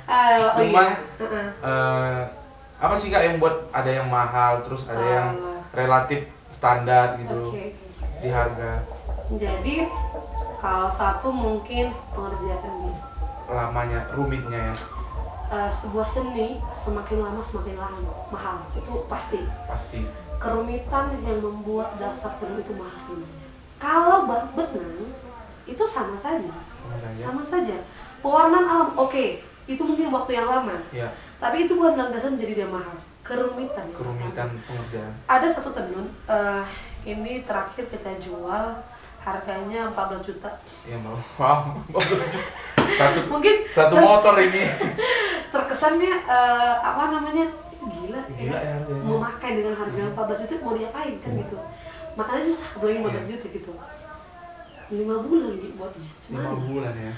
Dan ya kalau kita rata-ratain kan dia 5 bulan bagi 5 3 jutaan ya. 3 jutaan ya standar. Standar kan? Standar gaji. Nah, ya gaji. Makanya ketika aku menjual itu, aku cerita dulu. Gimana Reni caranya harga 5 bulan? Ya juga kan gitu kan. Datang aja deh ke rumah deh. Langsung coba praktekin, baru bilang susah ya Reni. Gitu. Dan yang 14 juta ini terakhir yang pesan ini bocoran ya. Bocoran. pesan oleh Ibu Riana, Ibu Jokowi. Ibu Riana? Iya. Oh. Semua nanti dipakai ya Bu. Pasti dipakai lah. Iya, jadi dipakai. kemarin yang order itu dari istrinya Ibu Sihar Sitorus. Jadi kan terakhir kita ada komunikasi dengan beliau, Ibu Patricia. Jadi dia kemarin pesan gitu, pilih aja dari yang terbaik. Jadi satu untuk Ibu Megawati. Ibu Megawati? Iya, Ketua PDIP. Pesan yang mana Kak? Yang 14 juta tadi. 14 juta. Itu tipe apa? Tumtuman juga. Tumtuman juga. Cuman memang ya motif dan warna yang sulit lah ya. Sangat sulit. Jadi yang beli itu kemarin Ibu Megawati, Ibu Iriana, yang terakhir Puan Maharani. Wow. Dan sebenarnya sih harapannya mungkin seperti Bu Riana kan ibu nomor 1 di RI gitu ya kan. Indonesia.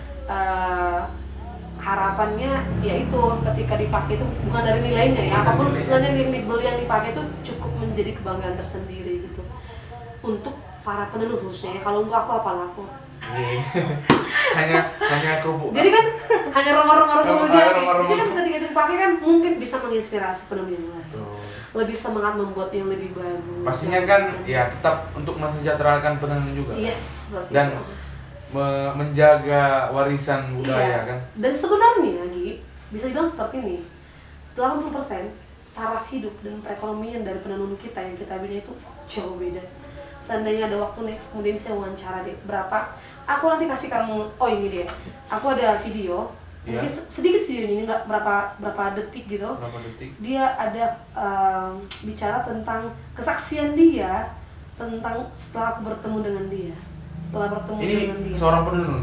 Penenun, dan dia dulunya menghasilkan uang hanya 700.000. Sekarang penenunnya ini tahu berapa? 2,5 juta satu aja. Ditenun dalam 2 minggu. Kayak kalah kan gaji karyawan? Kalah.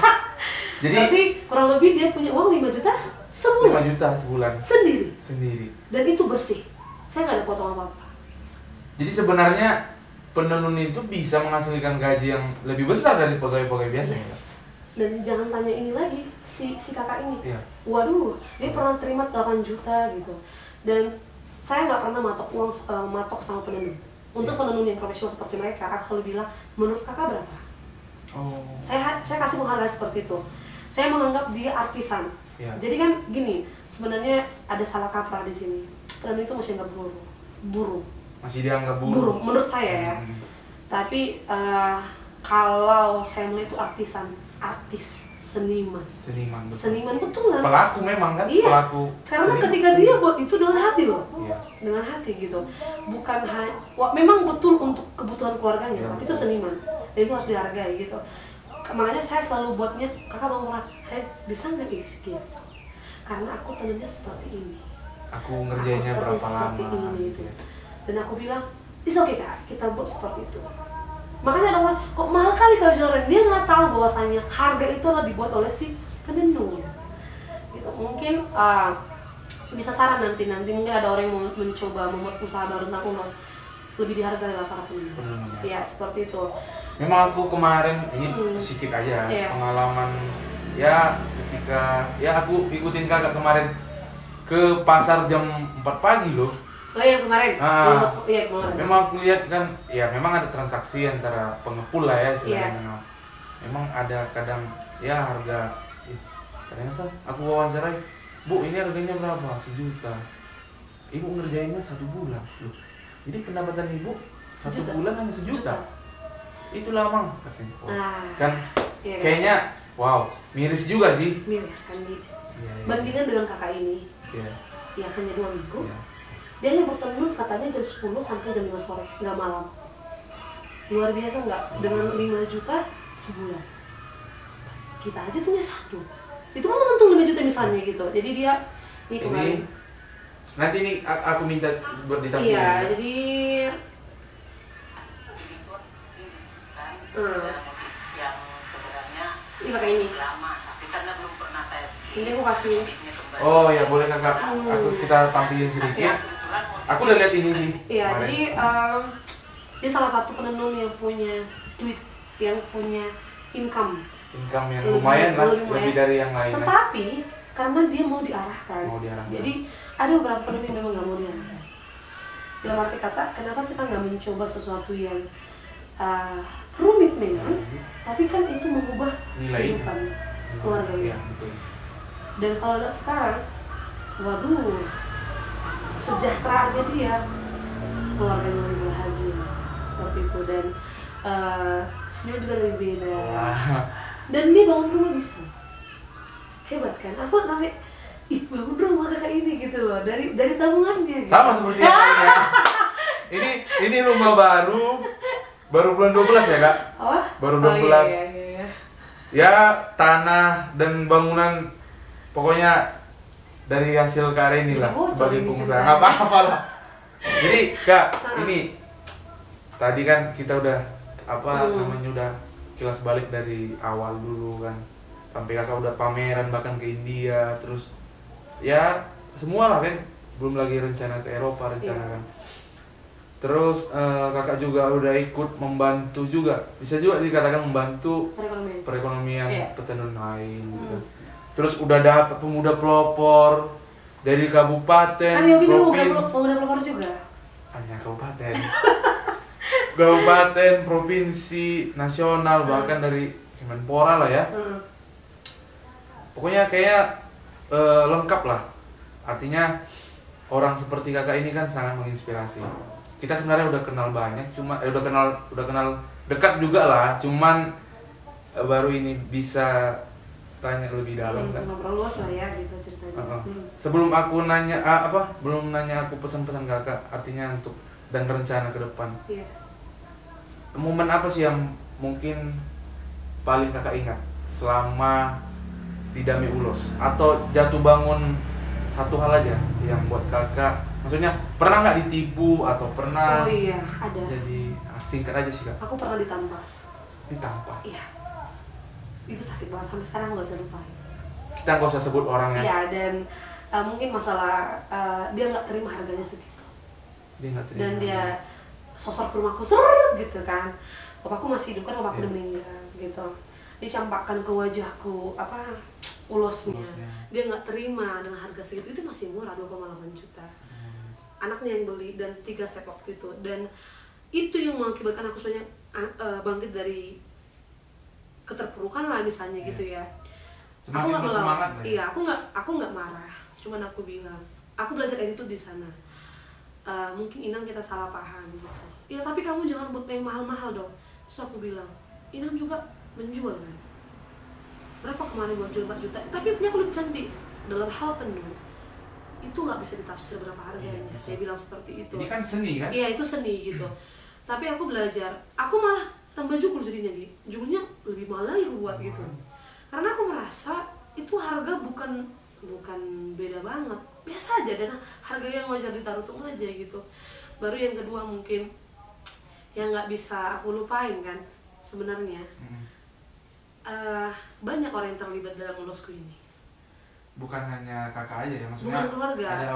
Ada orang-orang yang benar-benar membantu aku dari titik titik aku nol itu. Titik gitu. nol lah ya. Nol gitu. Mungkin aku sebut aja namanya. Ya, boleh. Namanya satuan Santika. Santika ya. Selain keluarga aku ya. Baru yang kedua ada namanya Frans Manula. Ini harus aku sebut. Jadi Bang Frans ini ibarat kata dia kayak ketua pemuda-pemudi di GKPI di Medan. Jadi dia yang sering bantu aku. Ren gini-gini, aku ada teman kenalan ini bla bla bla gitu. Sandra Nisan. Kalau Sandra itu udah kayak anggap keluarga juga ya? Udah anggap keluarga gitu. Kan dia sudah hadir ketika aku mulai dong. Nah, jadi untuk orang-orang yang di belakang untuk nge-support aku lah selain keluarga aku, ada banyak gitu. Ada juga namanya Kak Kia, Kak Betty, dan terkhusus untuk orang-orang Medan sebenarnya. Komunitas pemuda-pemudi gitu. Banyak lah yang support, yang nggak bisa aku satu-satu gitu sebelum kita kenalan gitu ya kan. Ibarat kata mereka tahu aku dari nol gitu. Tahu lah ya. Dari nol. Dan keluarganya orang pertama yang aku tawarkan, makanya aku ingat orangnya. Di orang pertamanya itu gitu.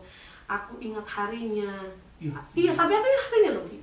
Itu nggak akan aku lepas itu. Jadi makanya aku selalu bilang waktu kemarin dia nikah, aku sengaja prepare buat dia spesial gitu, karena aku nggak bisa balas dia ke apa-apa gitu. Oke Kak, jadi rencana ke depan Ah. atau ada bocoran-bocoran? Bocoran lah ya. Mungkin Kakak mau buat apa, store sendiri atau apa, butik ya namanya? Oh, Atau iya. galeri atau misalnya ya selain tadi pameran ke Eropa lah ya. Iya. Ada Jadi sedikit. kan ini kan belum dan sebenarnya masih pengerjaan. Ya, Jadi rencana, masih rencana sih ya. masih rencana. Aku mau buat di belakang rumah itu dia kayak workshop. Workshop. Dia kayak dari bambu nanti gitu. iya. Jadi sambil bertendun di sana. Ketika orang masuk ke dalam, sampai dari sini ke belakang, mereka melihat aktivitas para penenun yang binaan Dami Ulos. Nanti aku mau buat di sana bagaimana mewarna alam, seperti itu rencana. Iya. Dan rencananya bukan toko sebenarnya, langsung dipampangkan di sana Iya. gitu. Aku lebih ke konsep itu lebih ke masyarakat. Ke masyarakat. Dia nggak usah buat Lebih ke toko-toko. ada pemberdayaannya juga Iya, ya. gitu. Karena aku kan ada organisasi wadah namanya Meet the Makers. Meet the Makers ini meet the makers, bertemu dengan orang-orang para pembuat. Jadi itu yang kemarin temanku yang waktu ke India, mereka bukan punya toko, mereka lebih ke workshop. Ada yang datang belajar, Iya. melatih gitu. Sebenarnya harapanku banyak gitu. Ketika ada siapapun datang ke sini, mereka nggak susah aksesnya. Selama ini susah aksesnya kan, susah mencari. Ini pun nggak bisa, harus tanya ke orang dulu gitu. Nah, kalau andai kan ada museum Ulos di sini, klop lah, Sudah ya. klop. Tadi mana pun itu, gimana pun besarnya gitu kan. Ya tadi mana terus, yang penting di Silindung lah ya. Bayangin ketika ada orang datang, oh ini Ulos lagi hidup. Baru ada kontak-kontak penenun di bawahnya. Betul. Ketika atau mungkin berbagai macam penenun di sini dipamerkan di sana, satu biji aja ditampilkan di sana, itu luar biasa. Karena memang jujur Kak, aku sendiri ya pribadi kan tinggal di sini, pengetahuan tentang ulos itu ya minim lah, bahkan tipe jenis-jenisnya ya hanya tahu sebagian sedikit kan. ya. Itu kan penting gitu kan, artinya ya kita generasi penerus harusnya kita butuh lah tempat, terutama museum tadi. Itu harapanku satu. Yang kedua, aku ingin Ulos ini masuk lagi di muatan lokal. Oh, muatan lokal sekolah ya? Kenapa saya bilang seperti itu? Menurutku, tapi gambarannya ya, bisa saja 10 tahun ke depan ini semuanya nggak ada kalau nggak ada yang menjaga. Dan nggak ada yang mau mengedukasikan. Betul. Karena apa? Anak-anak sekarang sudah pintar mencari di semua di sosmed loh. Dan mereka sekarang kan lebih edukasinya yang dipraktekkan, yang dilihat, bukan dibaca lagi, kan seperti itu. Jadi aku pikir, sekarang aja aksara Batang dipelajarin nggak? Saya kurang tahu. Nggak semua. Nggak semua paling, lagi ya. Iya. Nah, aku pengen, karena dulu waktu SD itu masih ada muatan lokal tentang Ulos. Masih. Nah, itu harapanku satu ya, itu diadakan, kembali adakan, baik foto. Makanya kalau ada museumnya mereka belajar ke sana. Iya, bisa rombongan sekolah ini semua. Iya, dan mereka paham. Jadi ketika mereka nanti keluar negeri kuliah, mereka ada dasar budaya yang mereka punya. Kami punya budaya. Sampel, ini ceritanya kejadian ya. Ada temanku diutus ke Jerman. Iya. Pertukaran pelajar ke Jerman, dia nggak tahu cerita. Nggak tahu mau cerita. Dia hanya WhatsApp aku, Kak, bantu aku. Andaikan dia tahu, andaikan dia punya dasar belajar itu, atau ada museum, minimal yang 20% dia ada bekal untuk ke sana. Pertanyaannya adalah bagaimana caranya itu harus ada. Itu yang pertama. Terserah deh mau gimana konsepnya, tapi ada museum Ulos lah. Itu pernah aku sampaikan kemarin sama Pak Edi, Gubernur Sumatera Utara. Pak Edi ya.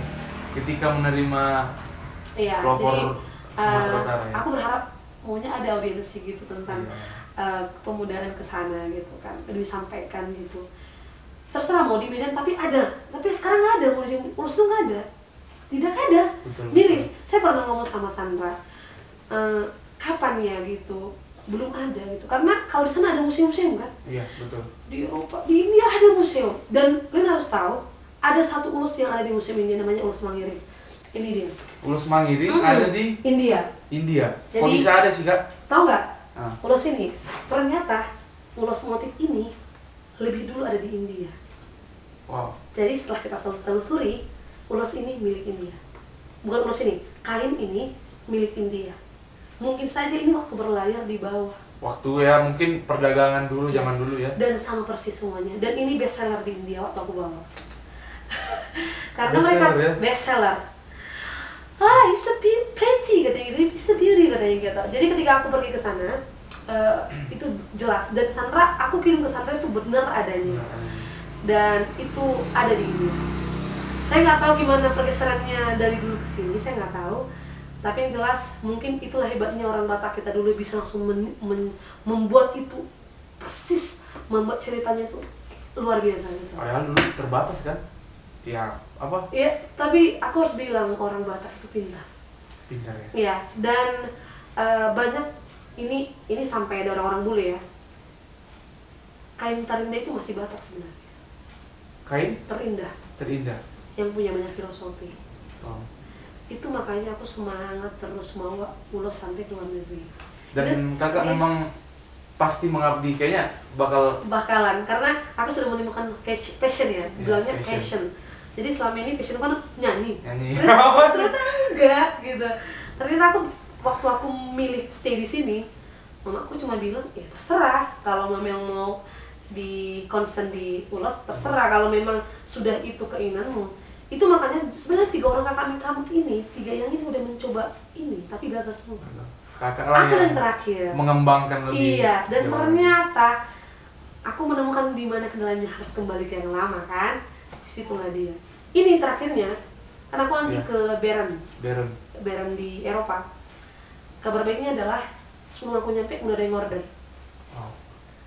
Dan Udah harganya pasti ya. Aku pasti bawa yang ratio ya dari 1 juta sampai belasan juta itu pasti. Ya. Dengan aku tawarkan filosofi, cara buatnya, dan aku akan bawa tenun ke sana dan aku bertenun di sana. Iya. Yes, itulah cara aku aku nawarkan ke KBRI Swiss bahwasanya aku harus menenun di sana, mempraktekkan dan biar mereka masuk ke dalam tenun itu, mengerjakan sedikit, mereka paham. Biar mereka tahu juga kerumitan. Seperti ini ternyata kan gitu kan, karena belum ada yang nanam di sana di Swiss gitu. Jadi harapanku nanti kurang lebih 1 bulan di sana. 1 bulan ya? 1 bulan di sana. Jadi aku mau ganti-ganti tempat lokasi. Karena Sandra juga mengajakku ke Belanda rencana. Karena orang Belanda juga sudah ada hari ini mau datang gitu ya kan. Iya. Jadi mungkin mau sharing dengan yang punya museum di Belanda. Karena di sana ada banyak ulos. Jadi mau sharing gitu. Atau mungkin karena kalau ada ulosku yang cocok mau dipajangin di sana gitu. Wah, Gitu. Tapi harapannya sebenarnya ini kan mau digagaskan masuk ke UNESCO PBB, ya, menjadi warisan ulos ini. Warisan tak benda kan. Iya. Memang belum, tapi masih menuju. Kalau andai kita sepakat kembali ke yang lama, aku rasa bisa. Karena aku sudah lihat pasar.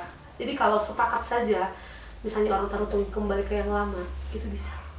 Dan pasti lebih. Coba deh, misalnya, ini ulosnya memang murni real ulos. Semua pewarna alam. Semua yang ada di sini pewarna alam. Menenun selendang, menenun filosofi. Saya yakin itu menjadi trending topik dan diterima di UNESCO PBB. Cuman menyatukan ini kak, susah banyak kan? tantangan. Namun, makanya aku coba. Makanya kalau ada yang mau aku bicara kayak kemarin PNM, ternyata mereka udah tertarik membuatnya.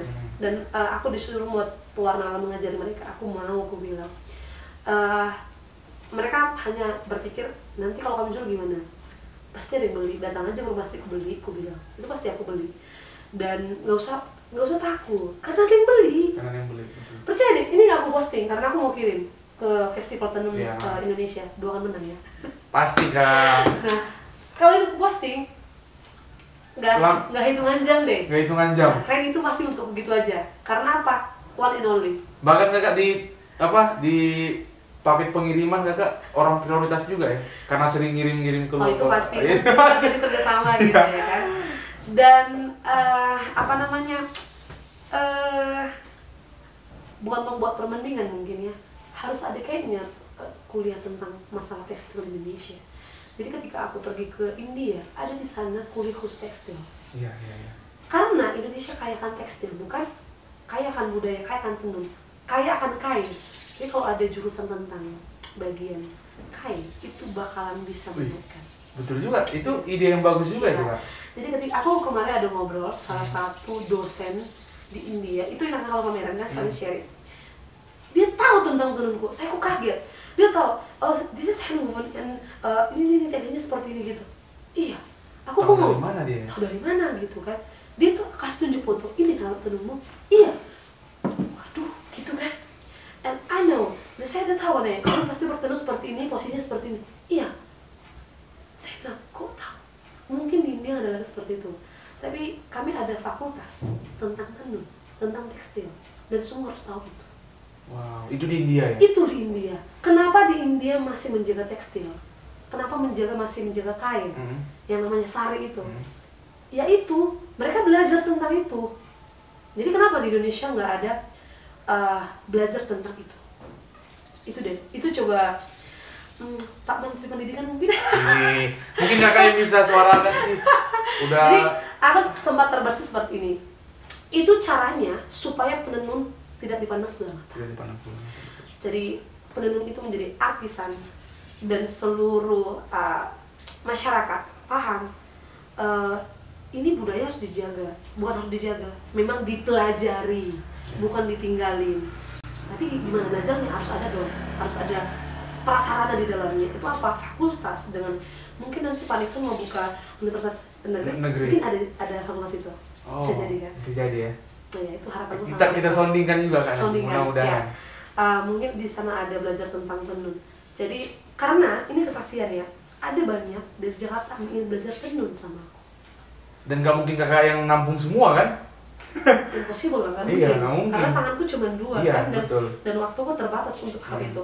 Tapi kalau ada satu sekolah studi tentang betul. itu luar biasa. Kalau Tarutung bisa buat itu taput beda dengan yang lain. Kakak banyak impian sih yang ide brilian sih itu. Iya, sebenarnya banyak hal yang mau aku sampaikan. Itu banyak di satu tadi museum, sekolah, atau mungkin Yogi bisa buat mungkin sekolah tentang itu, gitu.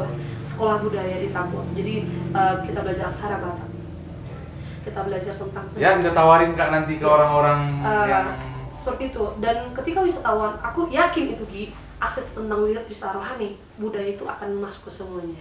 Itu dengan sendirinya. Sebenarnya hatiku masih bolak-balik ingin keluar kota, tapi kayaknya kenapa lah ya? Kayaknya tertung aja lah. Tertung aja gitu ya kan. Dan banyak potensi di sini, makanya jangan malu pulang kampung. Jangan malu pulang kampung, itu perlu digarisbawahi itu kayak. Perlu digarisbawahi, pemuda yang pulang kampung bukan pemuda yang gagal. Betul, itu harus kita ubah dan harus dicamkan juga ya. Iya, karena kalau menurut mungkin dulu bilangnya mungkin kalau dulu itu betul. Pulang kampung karena gagal merantau. Ya. Karena memang di perantauan lah orang sukses. Tapi bagi kita sekarang, termasuk Yogi deh, aduh Tuhan, udah seperti ini gitu ya kan. Siapa lagi yang membangunkan desanya kalau bukan kita sendiri?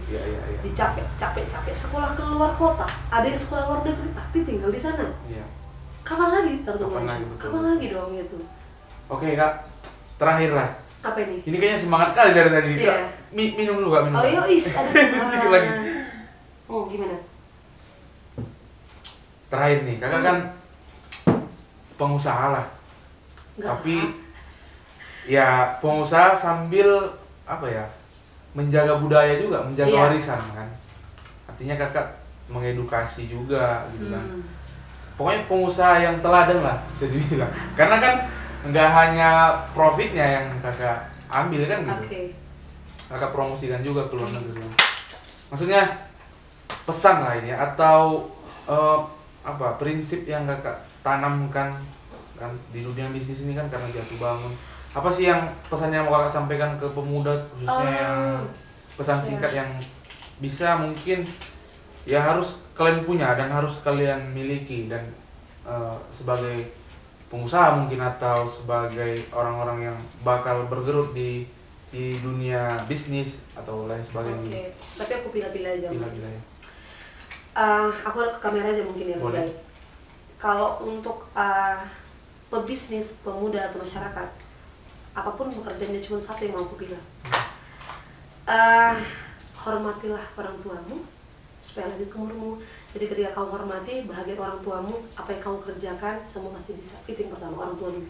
Wow. Jadi kunci menurutku ya, Iya. kunci dari sebuah kesuksesan yang pertama itu bukan impian pertama, tapi orang tua. Orang tua. Menurut aku, karena itu ku alami. Itu kakak buktikan.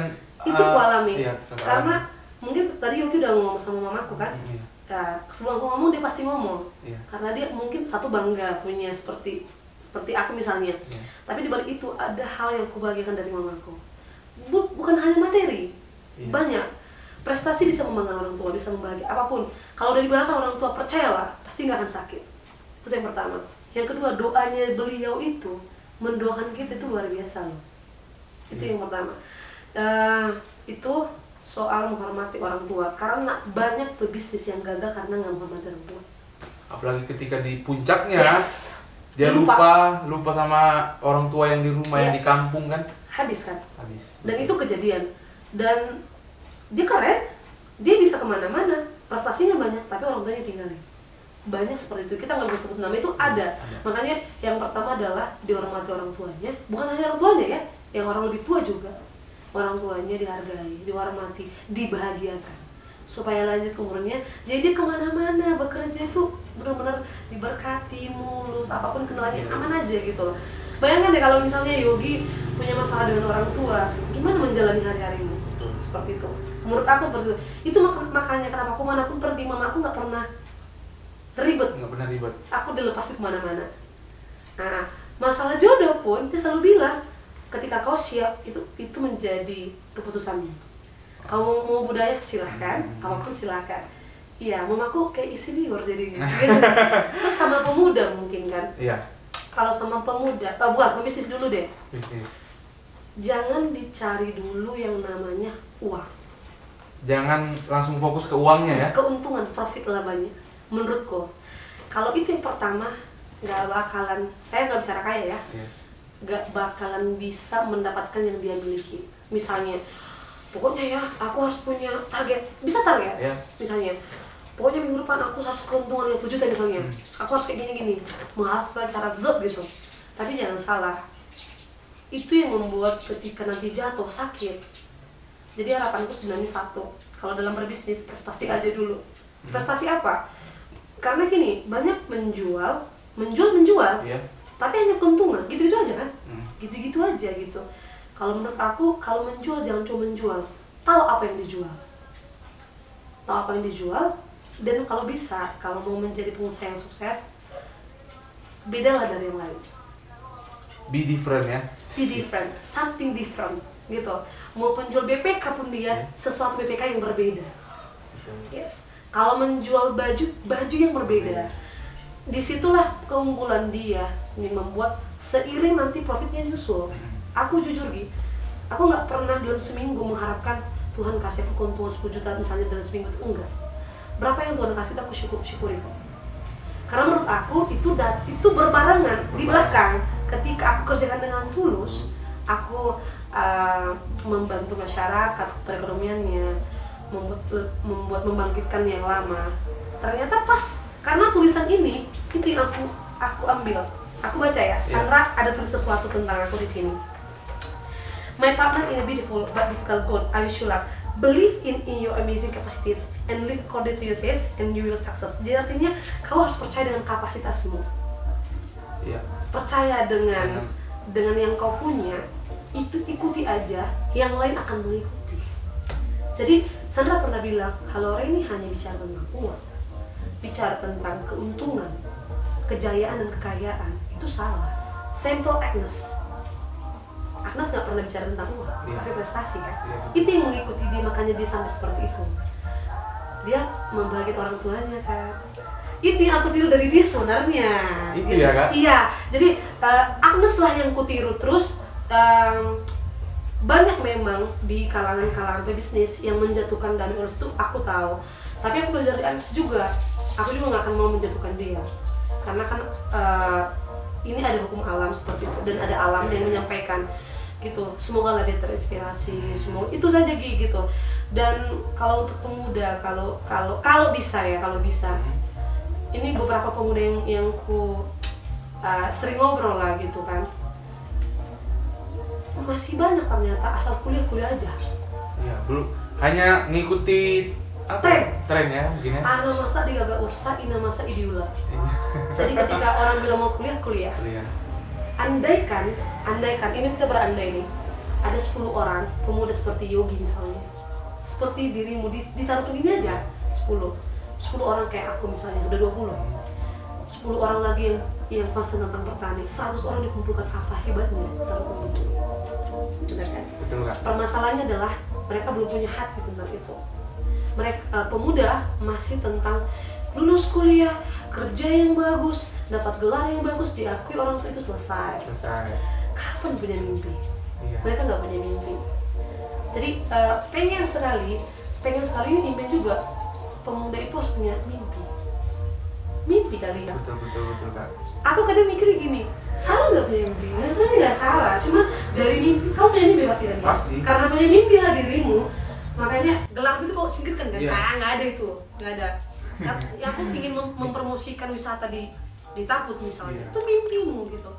Tapi lepas dari situ kan, ibarat kata kamu nggak peduli mau dari kantongmu keluar sendiri, apapun yang penting itu dulu. Iya. Itu kan sebuah ibarat kata nggak profit yang kau ambil pertama, misimu dulu kan, seperti itu. Jadi makanya kalau ada orang sekarang misalnya kuliah di ini, aku nggak satu lagi kuliah di sini, itu nggak menjadi sebuah ya apa ya? keberhasilan menurut aku sekarang. Menurut aku pun sekolah pun nggak masalah. Menurut aku sekarang, ibarat kata itu bukan jaminan. Jaminan adalah pertama adalah ketulusan dulu dalam berkarya. Mau bertani pun, mau berternak pun, tulus aja dah. Tulus dulu, diselidiki dalam-dalam. Banyak di sini yang berusaha tapi nggak tulus karena dorongan orang tua lah, paksaan atau hanya penghasilan tambahan. Pengusaha kalau hanya menjadi pengusaha untuk penghasilan tambahan salah total. Jadi aku punya prinsip seperti ini, apa yang Anda pikirkan sekarang itu terjadi saat ini. Ketika dia bilang dalam mulutnya, aku hanya buat bisnis untuk penghasilan saja sementara, itu kan jadi sementara selamanya. Karena apa yang terjadi di otak itu terjadi. Otak bekerja otak itu akan bekerja. Itu yang membuat kita semangat, itu yang membuat kita down. Jadi ketika bilang, Yogi, kamu harus menjadi ini, kan terekam nih kan? Iya, betul. Seketika uram nadi dan berdarah zup gitu. Tapi coba bilang, Yogi kamu kan bisa. Nah itu yang pemuda nggak ada.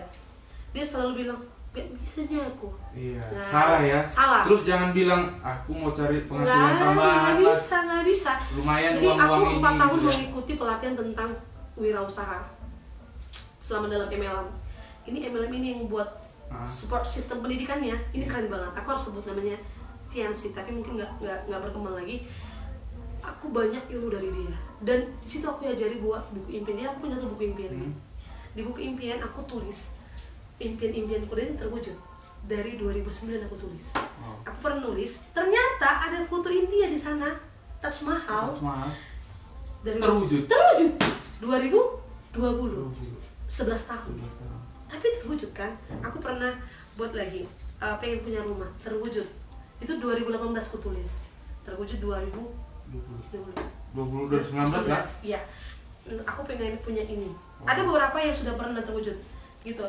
Jadi menurut aku itu harus ada. Sebenarnya simple. Mau buat pasangan jodoh pun itu bisa kita buat di buku impian tuh. Kau harus jadi jodohku misalnya. Oke. Iya benar. Ini luar biasa sampai kakak semangat ceritanya, dan memang banyak menginspirasi. Iya. Sampai kamera lobet ini. Oke kak. Iya. Kayaknya komplit ya. Kakak udah ceritain semua, terus ya impian-impian selanjutnya mudah-mudahan ini bisa menginspirasi orang-orang. Tapi satu lagi. Kalau bisa mungkin Yogi yang jadi wadahnya. Diundang aja pemuda-pemuda yang menurutmu bisa sharing dengan orang-orang Tarutung, pakai misalnya yang supportnya Ikatan Anak Tarutung misalnya. Coba deh kita sharing sama pemuda-pemuda di sini sama Tarutung, apapun kalangannya, beda suku ras apa, semuanya kumpulkan dalam, kita sama-sama bangun Tarutung deh. Tepuk tangan, makasih Kak Ren atas waktunya. Sama-sama. Walaupun sibuk ini. Aduh, makasih ya Kak Ren. Sukses Mudah-mudahan buat- sukses terus. Iya, sukses juga buat Yogi, Horas, Tapan Taman juga. Oke.